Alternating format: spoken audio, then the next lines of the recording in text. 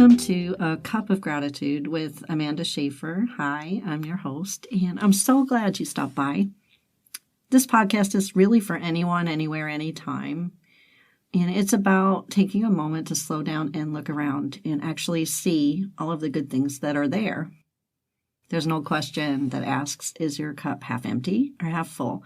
But I think a better question is, what's in your cup? I mean, a drop of gratitude will benefit your life unimaginably more than a full cup of anything else. So let's settle in and take a look at how we can shift our focus and embrace the joy and the wonder of the life that we have. And once you start, you won't be able to stop seeing the good. And just like me, you won't be able to stop talking about it. And somehow that creates even more. Even in the midst of difficulty, even when it's really hard. Learn how to drink from a cup of gratitude.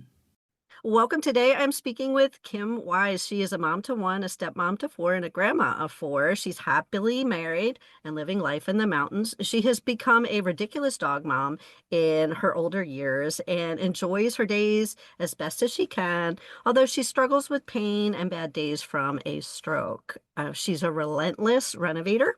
That's a woman after my own heart, and has supervised her way through a complete rehaul of her home. Her physical strength is not what it used to be. I hear you, but she can still boss the trades around and put a design plan into place. She is a freelance writer and real estate assistant. She works on personal branding materials and videos for clients, and she's proud to be the first-time author of her book, Tales of Kindness. Welcome, Kim. Thanks for joining us today. Thanks for having me. Oh, I'm excited. I really enjoyed our pre-recording call, and I'm looking forward to our discussion today. And, God has just been so good to me. I'm the luckiest girl. And yes, at 61, I still say girl.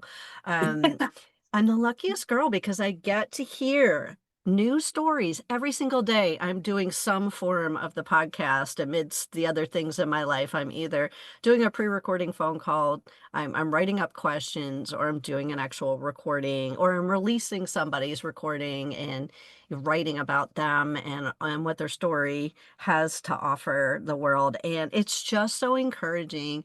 It's wonderful. I'm so glad that God asked me to start in people's childhood and work up to the present, because in doing that, we create this platform to see his character in each and every unique story. And it's just so amazing. So I am grateful. I know you and I connected in a lot of ways, and that's the other thing. He brings me people that I connect to, and every single one, it's in this unique and different way where I feel like I'm just scooping up new friends, Christian creatives, people who love the Lord and love people just like me. And our world is a bit of a dumpster fire. So it is really awesome to create a bigger and bigger community pretty much every day. So I'm glad we've connected. I look forward to any other way we might collaborate in the future, but I'm really excited to start getting into your story. So as I said, those who listen regularly know, and if you're new to the podcast, I start in people's childhood. And so, Kim, would you be willing to tell us a little bit about your childhood? Sure. My childhood was started unconventionally because I was adopted, and my adopted mother looked after foster babies. So she was the interim foster care person that Mm-hmm. went from hospital to permanent placement. And the social worker phoned her on a Friday and said, "We have a unexpected one here. The mom is gone, and they weren't planning on it. So can you take her for the weekend?" And I said, she said, okay. She was set up for babies. Mm-hmm. And there I was. By Sunday, she was on the phone with my father, who at the time was, he was a member of the legislative assembly, which is like a senator or congressman in the States. So he was in government. And she Mm-hmm. said, "I'm not giving her back. Do what you have to do." So I call it my black market adoption because my godfather was the minister of social services and they made this adoption happen. So Well, There was God'll do whatever it takes to get you where you're supposed to go. In our pre-recording exactly. call, you had talked a little bit about prior to the adoption, you were living in an orphanage with nuns, and I Well, was not wondering, not needs per se. My mother, my birth mother, I believe was living there. I wasn't there. I went from 5 days old to my adopted oh, parents. okay, Yeah, Uh, okay, yeah. I So she, misunderstood you. Yeah. that's okay. Yeah, she was from Ontario or Quebec. We weren't quite sure, and all the way to Medicine Hat, Alberta, as a pregnant unwed mother. So I Mm, what I gleaned from the social work, the workers. I got a bunch of paperwork years ago, but a lot of it was redacted yeah. um, because of her. She put a veto on my adoption file, and Hmm. that's what we think happened, and that's what it looks like it because we couldn't find any traces of family or why she would come to that Yeah, particular town. We don't know. yeah. Yeah, Well, so technically you were living in the orphanage. You were I, just I not guess born yet. so. Yeah, it's just, I got the part right. That's really interesting. And, how wonderful that, at only 5 days old that you got a foster parent and then that they wanted to adopt you and that mhm, they were mhm, able to. Like I said, I see God's hand all over that. mhm. So we talked a little bit about, childhood memories and things. Like if I were to ask you right now, like any childhood memory, whether it's good or bad, that you had in your youngest years, what comes to mind? My youngest years. Um, Just like an early memory. I think one of the my favorites was, I was probably 4-ish, and we got a cat. Um, my dad hated cats, so that was quite an accomplishment. And I did everything with that cat. I would stand on him to reach the sink to get water. I would put curlers in her ears. I just did everything with this cat because I was so much younger than my siblings. They're 10 and 7 years older than me, that she was kind of my first pal to hang out with because my sisters were already off and busy. And Hmm. yeah, she was great. That's And awesome. yeah, yeah, her name was Kitty, which was really original.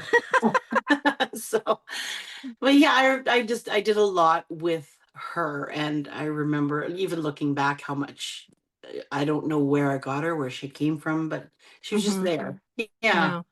Yep. Yeah, that's awesome. And it's really beautiful you to have had that animal to bond with. I think animals are just the best thing. I'm Oh so glad yes. God created them. I mean, I'm Mhm. a dog person. I would be a cat person if I wasn't allergic. I love animals. I feed this one deer that lives on our property. When she was Oh, pregnant, she let me feed her apple slices and give her water on this really hot day. And now she comes up even when I'm walking the dog and I'll turn around and she's right there. And I'm like, whoa. My really? my dogs actually think the deer are other dogs that just aren't on leashes because we've taught them not to, bark at them or Hmm. react. And so it's just this beautiful thing. But I feel like there is this beautiful bond, especially when you're little with animals, that if you haven't grown up with them, you just can't understand, where you feel unconditionally loved, no matter whether people love you unconditionally or not. That's where you can experience that. It's like the very first, for me, I feel like it's like the very first hint of feeling chosen, that God Hmm. gives us. And not having to do anything but just be yourself. I just love the way you recounted it. I stepped on her back to get the water, and it's like she let you do anything Yeah. because she loved you. Yeah, that's very cool. Yeah, she just let me do it, and I think I mean, it started there, and I mean, look at me now. I'm just dog Yes. mom central, and you Uh-huh. name it. Yeah, yeah. I am the same. So, we had talked a little bit during the pre-recording call about school time. And I asked if you had a favorite teacher. I often ask that because God peppers people into our lives in every way possible, that are positive. So, did you have anyone that was an encouragement to you or someone that stands out?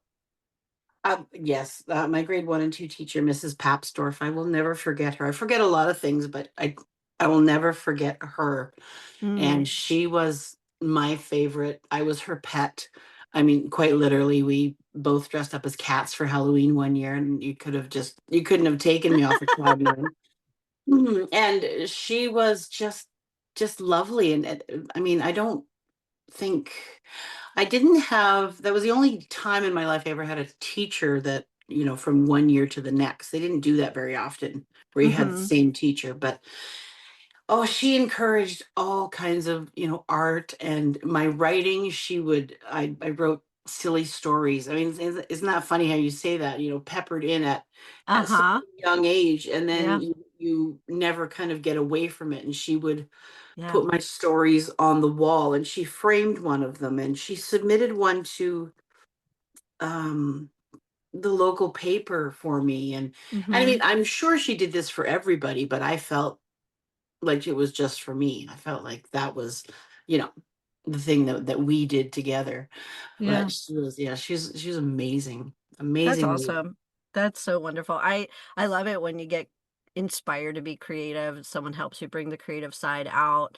I still remember my first grade teacher. I never talk about it, but when you were talking, I was like, "Oh, Mrs. Swanson." I remember coming home from the first day of school and just telling my parents like how excited I was. Like she's amazing and she's so creative. And I remember things like she would let you make an art project instead of, do the other assignment if that's what you wanted to do, which of course I always chose the art project. Of And I course. remember we had some kind of poster contest that was local.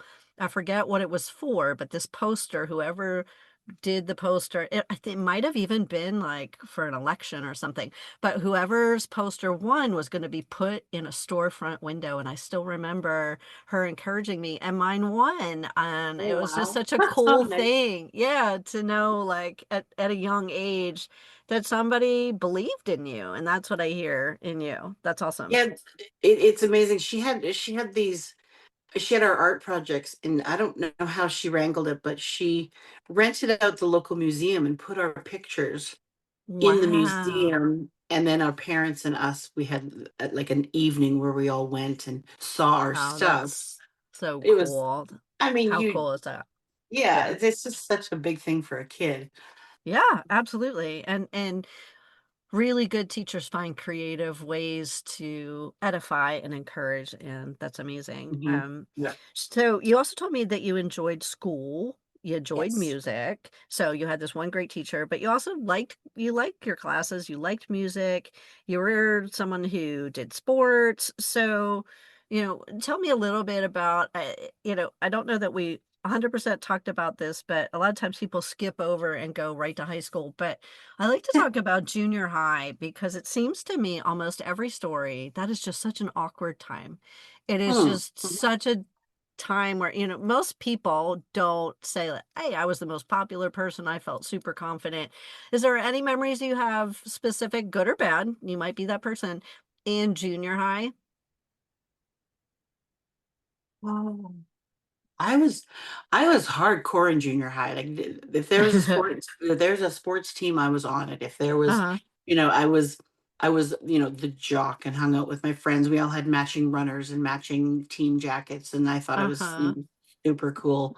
Super cool. Um, but it was a fun place, and I hate to be like, oh yeah, I was one of the popular kids.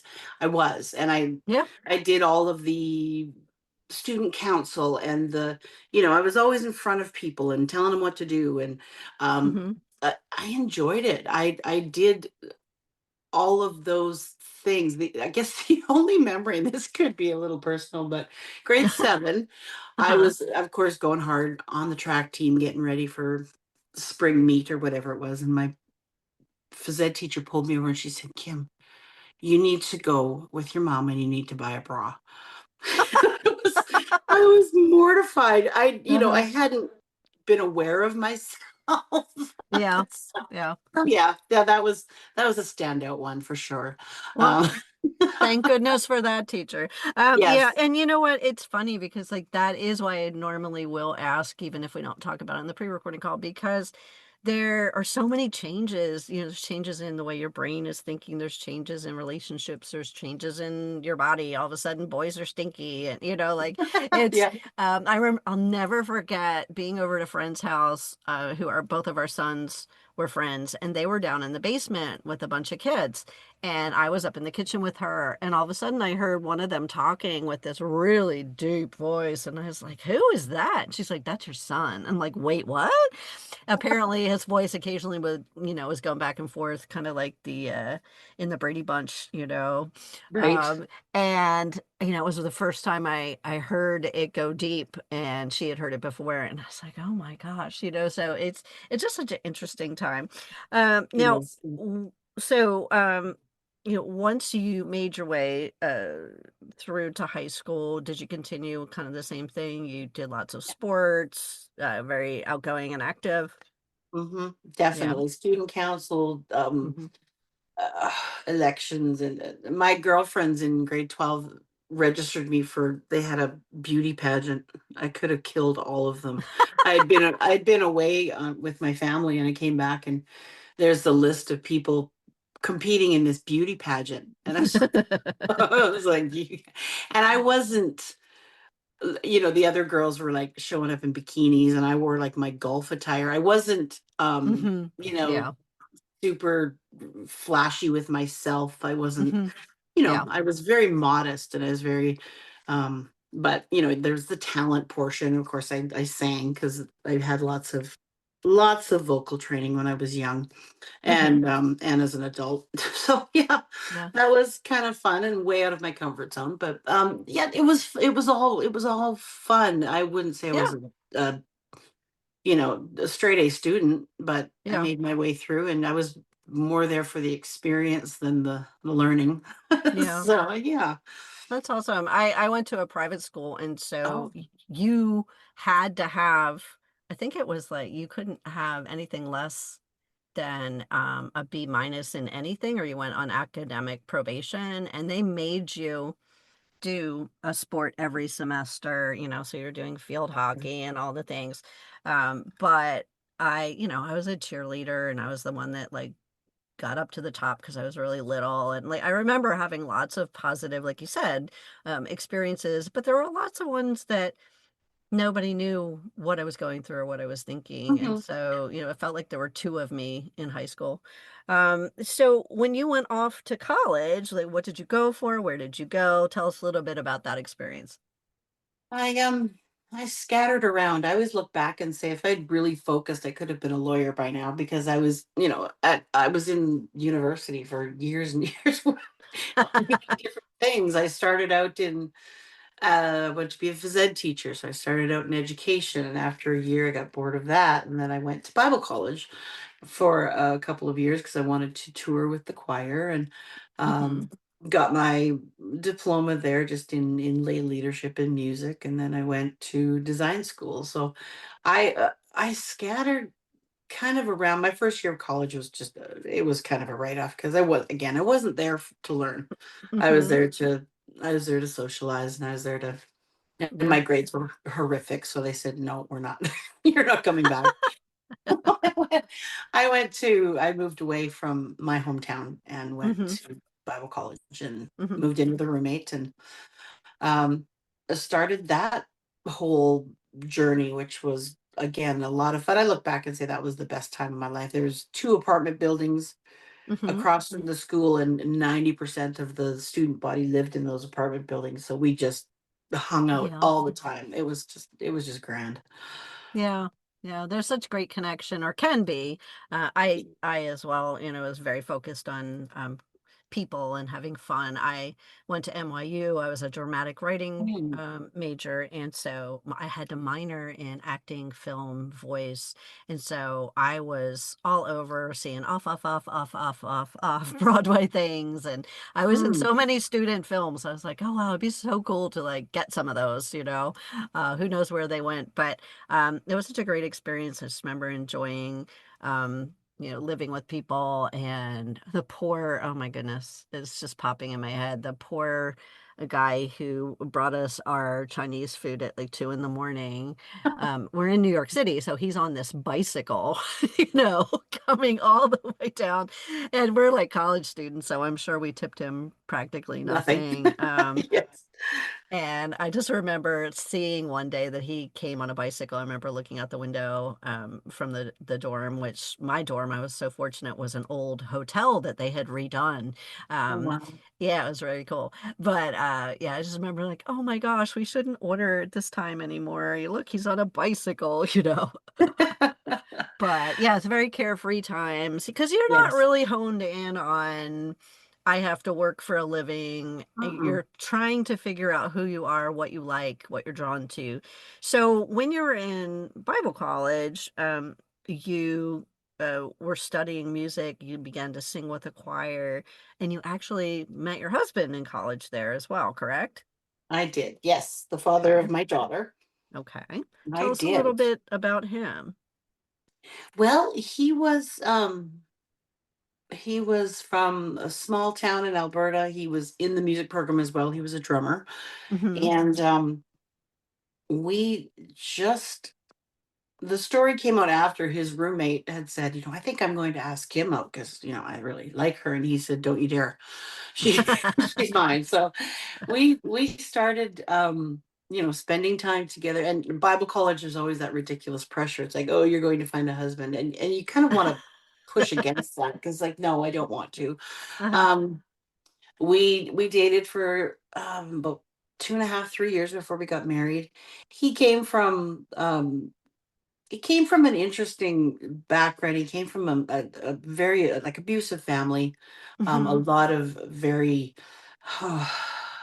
scary stories. But in my 20s, and my ego in my 20s thought, well, it doesn't, that family of origin doesn't matter. We'll just carry on and Right. live happily ever after. Right. Which you look back and go, oh, that was incorrect. So we spent time together. He had a daughter from a relationship in high school, Hmm. which he didn't have much to do with, and well, nothing at all. And Hmm. it's funny because I look back in my now 50s and go, that I kind of knew at the time not Yeah. to not to lock in and have a whole bunch of kids with this guy, because there's something in my heart that was like, this could, Yeah. he could walk away. Hmm. But we had a very nice dating experience. I wanted to marry him. We had a handful of years where we really enjoyed each other.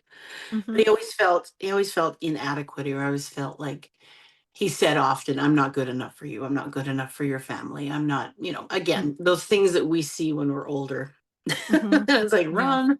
Yeah. but um but it was your typical, Bible college dreamy sort of relationship. And Hmm.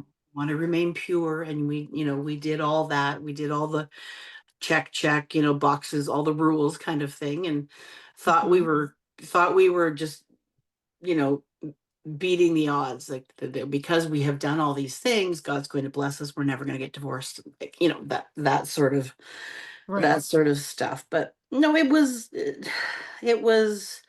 we were married for 21 years, and probably the first 10 were fantastic. I wanted to be with him. So Hmm. yeah, And you two had a daughter together, correct? yes, we did. Okay. Tell us a Yeah. little bit about what was being a mom like for you. Very unexpected. First of all, I had always said I'm not having children. I was not geared that way. When when the doctor said, I'd gone to the doctor because I wasn't feeling it. When he said you're positive, I actually said thank you. I try to be. And he's looking at me. He's like, no, no, you're pregnant. Yeah. You could, you could have blown me over with a feather. I had not planned it. I had not Hmm. anticipated it, and Hmm. just started consuming every bit of literature and parenting book. And it's like, I don't know what I'm doing. I'm going to mess this up. And Yeah. um she, you tell friends and family, and my mom's like, "Are you okay? Like, are you sure?" I was like, "Yes," because I had been adamant I'm not having kids. And it's funny because my daughter's 31 now, and she's the same way. She's like, "I'm not Hmm. having children." It's like, okay, yeah.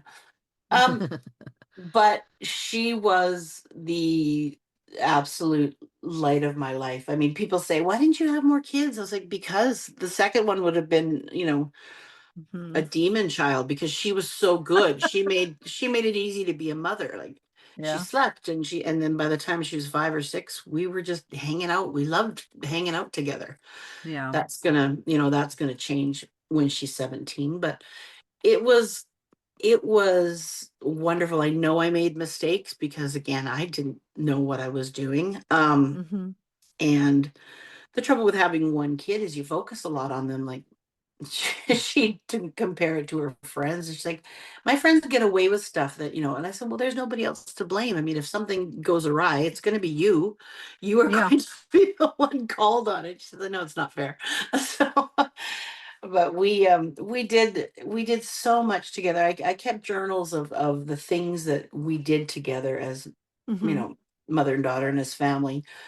And I gave it to her later as an adult, and she didn't remember a lot of it. And I look Yeah. back and I was like, was that wasted? I mean, I don't think so, because I think it helped develop it. I mean, you name the going to, oh man, theater and music, and she was in everything. I let her try a little taste Hmm. of everything. I took her to New York for to buy her grad dress. That was my promise to her when Hmm.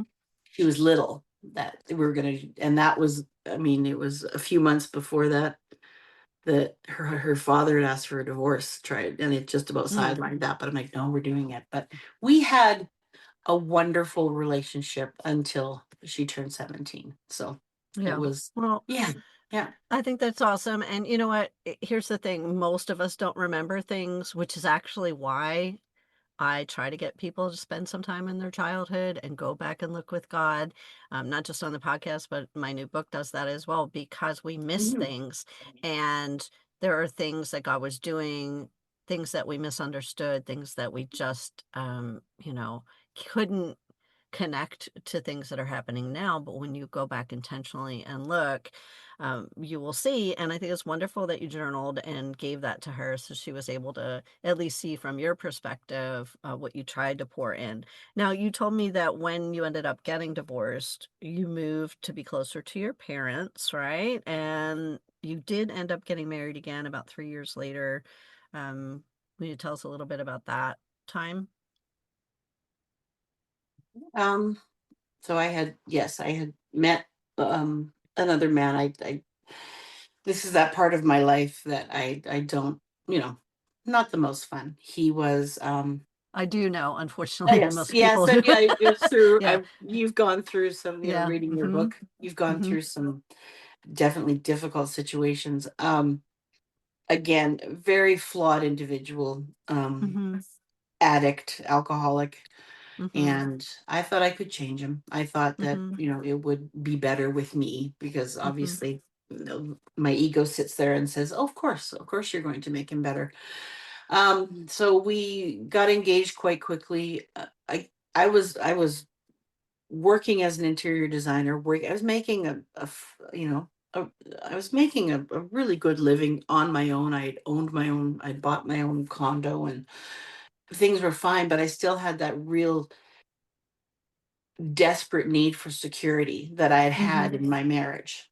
Hmm. And this man represented that. He worked in the oil field. He made very good money and got me whatever I wanted, and we traveled, and I Hmm. thought that was what I was, needing in my life, that would bring peace, because that was the thing in my life that I was most scared of, is not being able to take care of myself financially.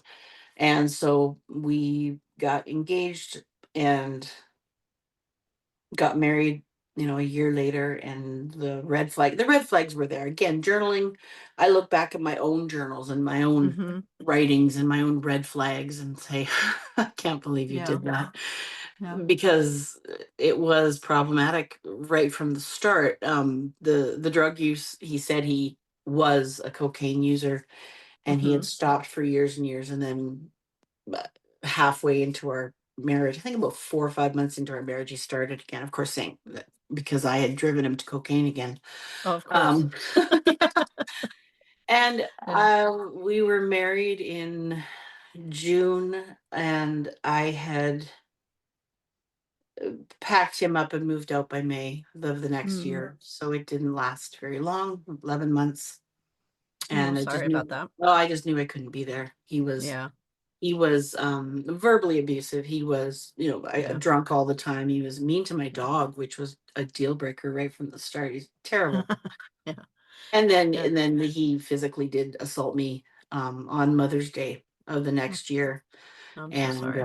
I just went home and I look back and I can't even believe that I made it through that. I took a week off work, packed everything, Mhm. done. Changed the Yeah. locks, said you can come on Thursday. I'll have the police here. You can Mhm. get your stuff, and I never looked back. Yeah. So I'm thankful for some superhuman God intervening thing, that because I look back at those couple, and it was just a couple of weeks when I got a new place to live, that sold the properties because we'd owned properties together, and but everything Mhm. was in my name because he had Mhm. terrible credit. Yep. So I had control of everything, which I look back and I think, oh, what a blessing Yeah. that was, that I had my hands on that so that I could control Mhm. that. Mhm. So I look That's back awesome. at those weeks and I was like, how did I even survive? I don't remember a lot of it. A lot of it's blurred out. Well, yeah, I mean, I have the same experience because you're numb. You were just doing whatever had to get done and you were running on fumes. Yeah, And, you know, autopilot. there's this hypervigilance and fight or flight, cortisol place Yes. that we can get stuck in and things that are traumatic. Sometimes you don't remember or you can't even see how did I do it. But I do believe for anyone listening, that God is really the answer. I mean, I don't understand how I made it through so many things, and I didn't know him until later in life, but Right. yet when I look back for his hand, he protected me, he kept me safe, he guided me, he closed doors, he opened others, and he pursued me my entire life until I finally accepted him. And that's what he's doing with every single one. God God doesn't tarry and he isn't patient, for any reason other than he loves everyone and doesn't want to lose even one child. And so Mhm. if you're on the fence or you're seeking, I would just say try him. Just Yes. ask him to prove himself. Tell him that you need him. That's all you got to do. And your entire Mhm. life is going to change. And Um, you'll find out how close he really was, even when you didn't yes. recognize it.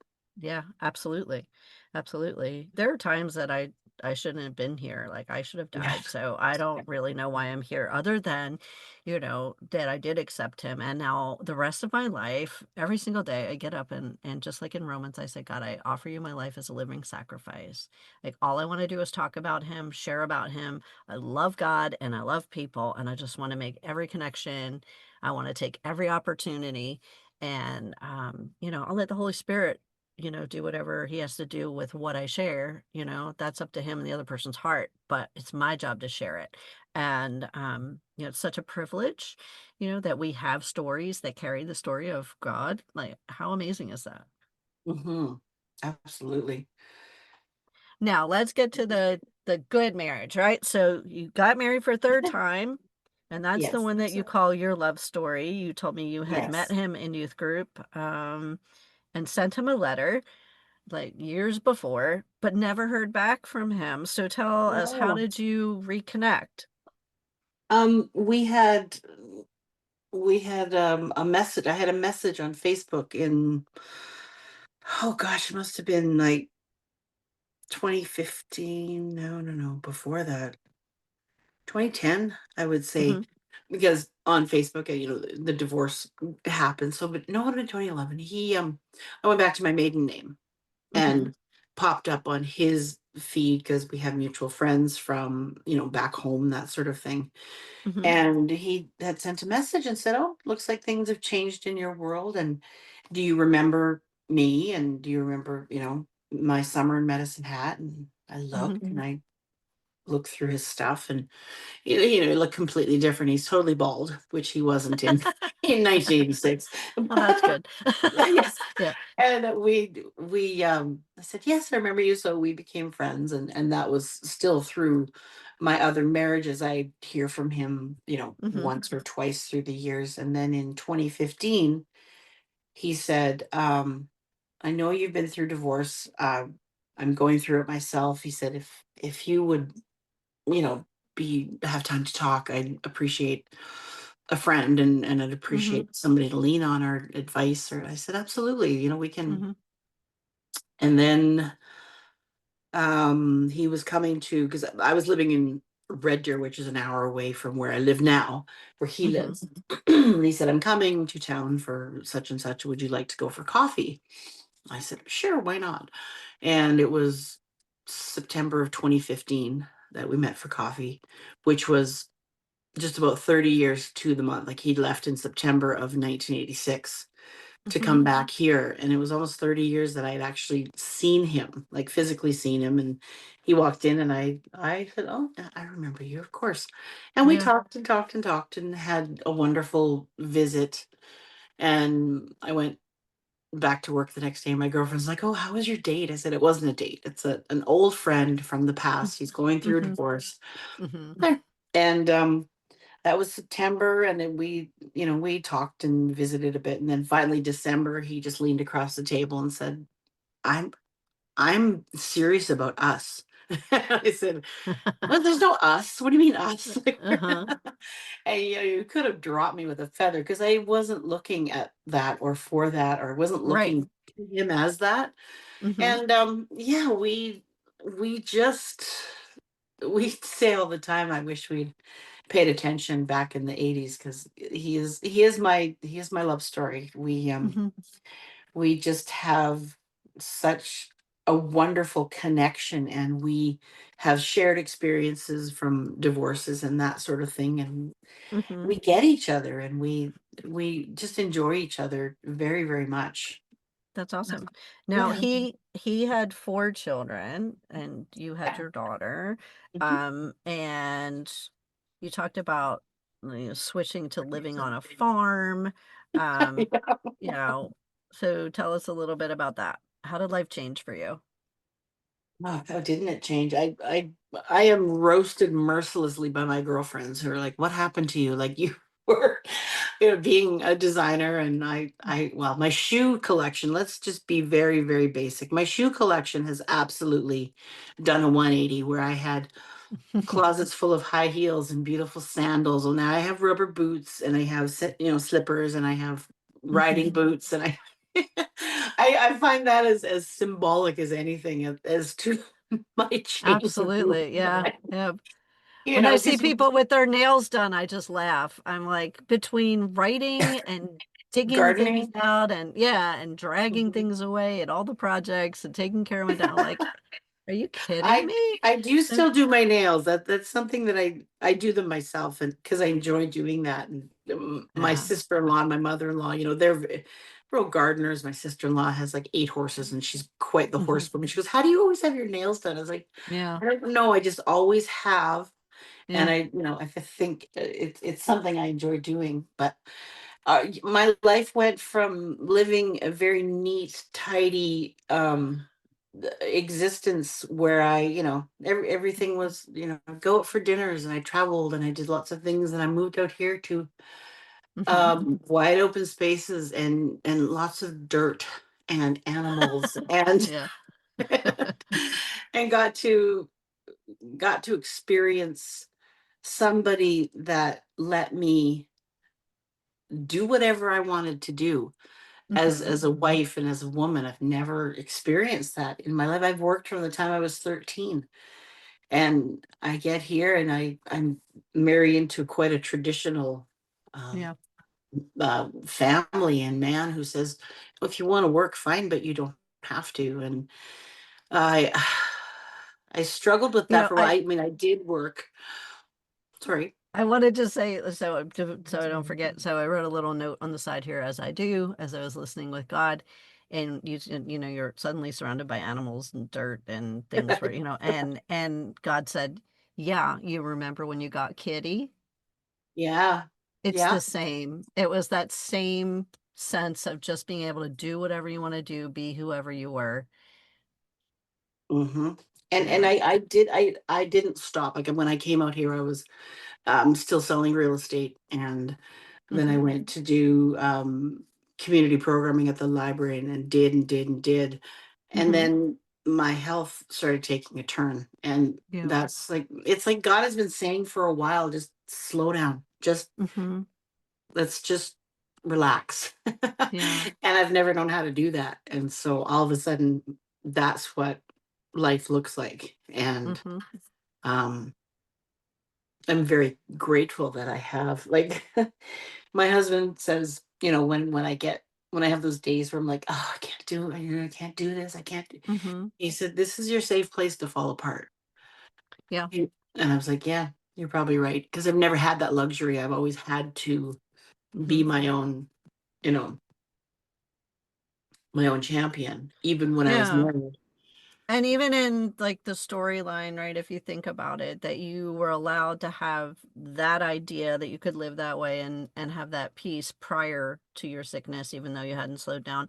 You got a staph infection, you had a stroke, but like those things that slowed you down, like you realized like you didn't have to strive once you were slowed down, right? That you had someone supportive there. Um, you know, in light of the fact that we only have a certain amount of time and we did talk about some things we didn't plan on, I do want to get to the fact. So you ended up getting a therapy dog and you started like working at the library after that, going and reading to kids with your therapy dog, and then you started visiting the elderly with your therapy dog. So there is this like neat little thread here of you and your attachment to that first animal, and then Mhm. you know, in your time of need and in your time of unexpected health issues, having this therapy dog come in, be the thing, you know, to be helpful, but then you wanted to share, like it was like an overflow of your life. So you went Yeah. from there to writing some stories about your therapy dog. So bring us through to that point. That was a 3 a.m. wake up for some reason, Mm-hmm. where you sit up in bed, and I look back and I know that it's God, Mm-hmm. who Yeah. said, you're going to write these stories. Because Mm-hmm. I've been writing my whole life, and I was a columnist for 10 years. I wrote, and I've started about 17 books, and they never held. I tried one when my mom passed away. I've got, bits and pieces of, as you probably do, Mm-hmm. um, you know, Yeah. documents of I too, writing as you abandon. And my Google Drive is just filled with things. I'm like, how yeah, is it not exploding? Yeah. yeah, exactly. So it was literally a sitting straight up in bed, and it's like the stories that you have gathered, the experiences that you've had with this dog, when you Mm-hmm. put them all together, when I look back at the 10 years that we did therapy with him, Mm-hmm. the collection was like, wow, we did a lot of things. And I get, I get, like, my husband will say, you did a lot. Have you ever like Yeah. sat down and written out the things? And Mm-hmm. that's what the writing is all about. When I read your book, it was like, she's been through a lot of things, and I'm sure, you, like you say, you forget, and then you start to gather it all together. So Mm-hmm. I was woken up in the middle of the night, and it's like, tell Willie's story. That's all I heard. Mm-hmm. And I got up and I came down to my office and started writing in the middle of the night, and it just flowed out. Mm-hmm. And I wrote the prologue, and I read it, which was me telling the story of why I'm telling the story. Mm-hmm. I was like, okay, that's fine, but and I don't know how or why, and I can't claim any, brilliance on this, but it's like I'm going to write it from his perspective. I'm going to write it Hmm. as the dog telling the story. And that's Love how it. it became a Yeah. young reader's book, because Hmm. dogs have simple language, and dogs have, you know, quite black and white Hmm. feelings about things. They're motivated by food. But I still got to tell The stories of stories. Yeah. what he did as therapy, what he did. I got him in my second marriage. I got him Hmm. about a year before so I got him in February, married that gentleman in June, and then it was Hmm. gone. So he was with me through my domestic violence situation. I grabbed him and, met the police, that kind of thing. So he's been there. And Hmm. once I got out of that situation, um, the lady at the daycare said, your dog is very unique. He's very Hmm. empathetic. He's very, and so Hmm. then through my pain and through my recovery and my healing, we went and met with other people who were also in pain and also, and I never Hmm. realized it at the time. And I look back again and say, Lord, that was you taking me through my Yeah. pain Yeah. with Absolutely. by helping other people. And not that I did a lot of helping, it was more about the dog, but Hmm. it helped me heal quite a bit to do that with him. Absolutely. I just had a conversation last night with someone about the fact I'm helping my son-in-law who was in the army, came back with PTSD and brain trauma, and now, has turned his life around, and become, someone who's a therapist, and he's getting his doctorate, and he and my Wow. daughter both have offices and stuff. They help a lot of people, but he's finally ready to tell his story. And I was Okay. saying, and so I'm helping him write it. And I was saying to this person last night, I was telling them about it. And I was saying, one of the things we talked about in like, why are you writing it? Who are you writing it to? Like, what do you expect to happen? Like, what do you want to happen? And one of the things, like, is that when you go through grief, you don't necessarily ever lose that grief. There's waves of grief that will continue on. But when you pour into others, when you take the time to help others, when you serve others, that is the moment where like God can take your grief and turn it into hope and turn it into Mhm. love and turn it into healing. And so honestly, serving others ends up healing us way more than we expect. And it's just this way God does heart surgery. So it's interesting that you're saying that the very next day. Yes, definitely. That Yeah. that just opens up. Hmm. And I cried more, after being with him, taking him places than I ever did during Yeah. divorce or pain. Or it was just remarkable to see Hmm. what people would Yeah. open up to a dog about. Yeah, I mean, we're right back to you and Kitty, right? That little, very safe, like we talked about. Yeah. It's that unconditional love. It's that Yeah. taking you for exactly who you are in the moment that they're with you and loving you fully. And it's, if we had to come up with a theme, it's fun that God made it animals because you end up writing a book about it. So you and I had talked about possibly doing a giveaway the week that your episode airs of the book, which I would love to do. I think it's just such a great idea and a great book. And I want to remind everyone, I wait until towards the end of the episode to remind everyone to take a look in the show notes. There'll be links there for the book as well as to be able to follow Kim on social media. You'll definitely want to do that. I do, and it's definitely worth it. I have one more question for you. We could go get a cup of coffee and probably talk for a couple more hours, but in light of, timing, I end every episode with this question, and it's not like we can go back and change anything, but I believe that someone listening can take the wisdom from your answer and they can apply it to their life today. So if you could give your younger self any advice, what would that be? Ah, I think I just answered this question somewhere else.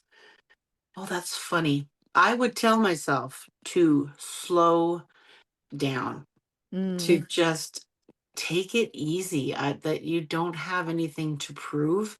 mm, Um, I kind of think I used up a lot of my my energy in my, in my younger years, because I went so hard. And Yeah. now to have a time like I'm reading in your book, the time of rest, the time of, where it's just you have no choice but to just Mm-hmm.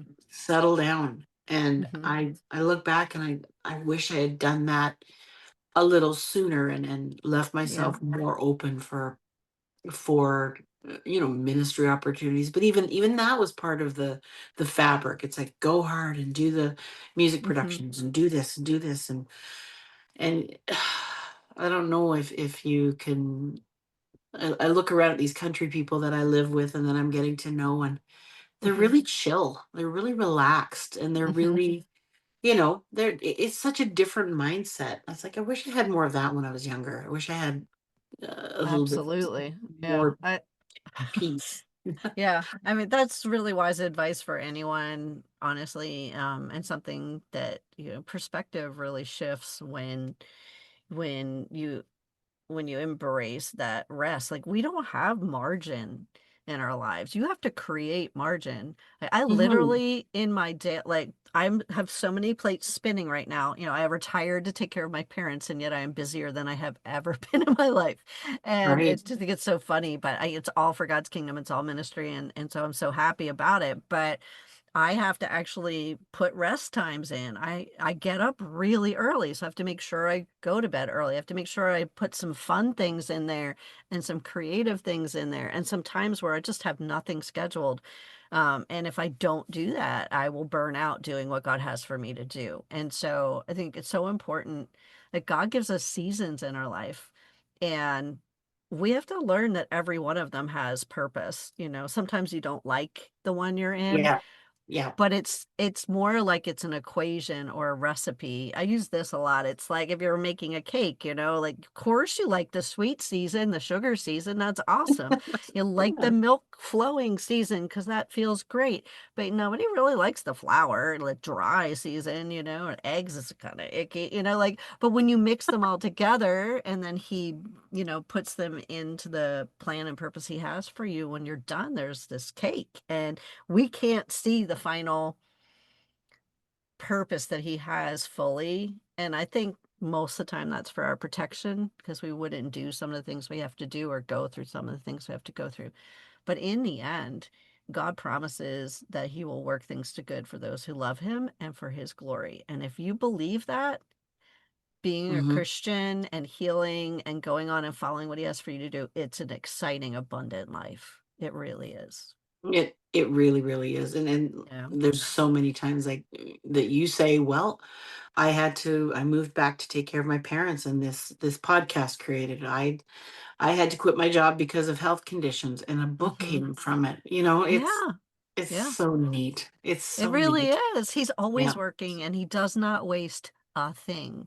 No. Everything is used, everything is valuable, everything has purpose, and is so good. So, I absolutely, this is the best thing I never knew I wanted to do. I love podcasting. I love hearing all these stories, Yeah. and when I look back, I think like, oh, wow, like, I went to school in NYU. I had like my minor from my dramatic writing. My minors were speech and acting and Mine voice, too. and like I'm using them all now. Huh? What do I you know, it's know? wild. Like, how does that Yeah, work?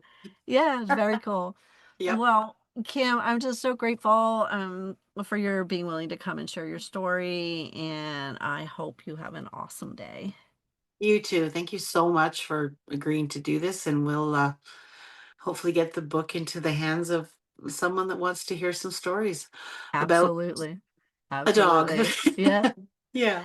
But it's more than about the dog. It's about No, all of the things we course. just talked about. It's like the Yeah. the things that I love that you use the dog as a vehicle and the dog speaking, because I think it allows people to be more open to Hmm. the actual emotions and the things you're talking about. So, well, Yeah, and it helps kids.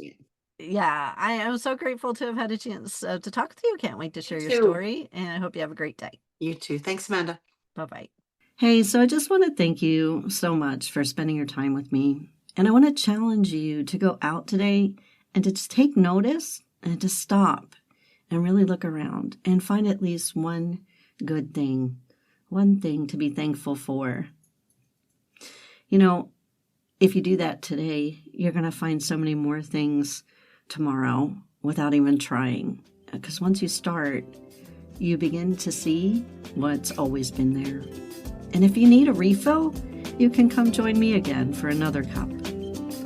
Make sure to subscribe and have an awesome day and go be grateful.